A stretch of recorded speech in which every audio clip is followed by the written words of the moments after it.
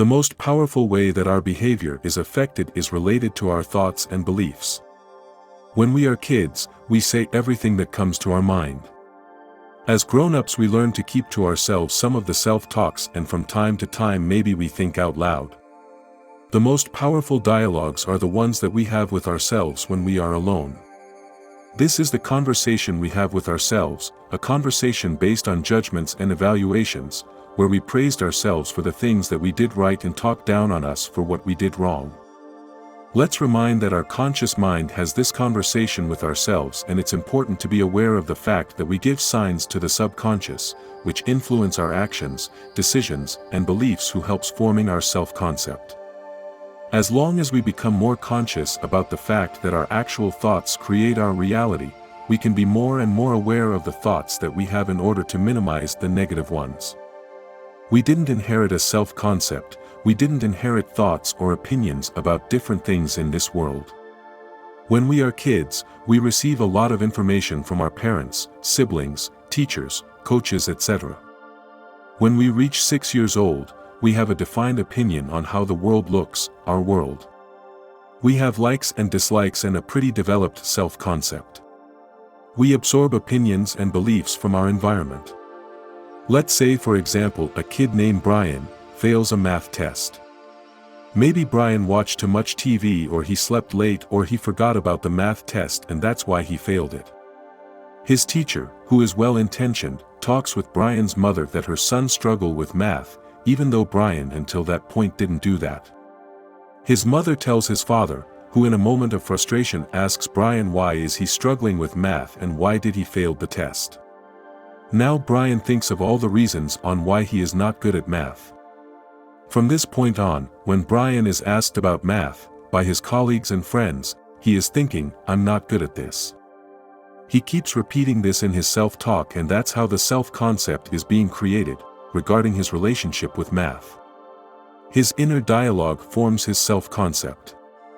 Some weeks go by and Brian's grades at math are not getting any better, consolidating even more his self-concept, the one that he is not good at math. The truth is that Brian has the intelligence and what it takes to be good at math.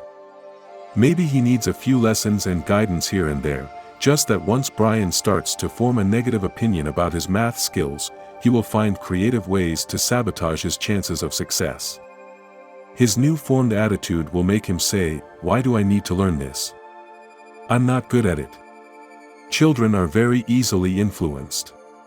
Children have the habit to take at heart the opinions of the grown-ups from their environment. When children reach adult age, they already have themselves a formed opinion about what are they doing good or bad, what they like or dislike, what kind of people want to be part of their environment, etc. They believe that's how they are and that's how things will always be. In fact, they are prisoners of their own mind, because they look at things from a wrong perspective. Most of us were never thought about how to improve our behavior, we live our life on autopilot.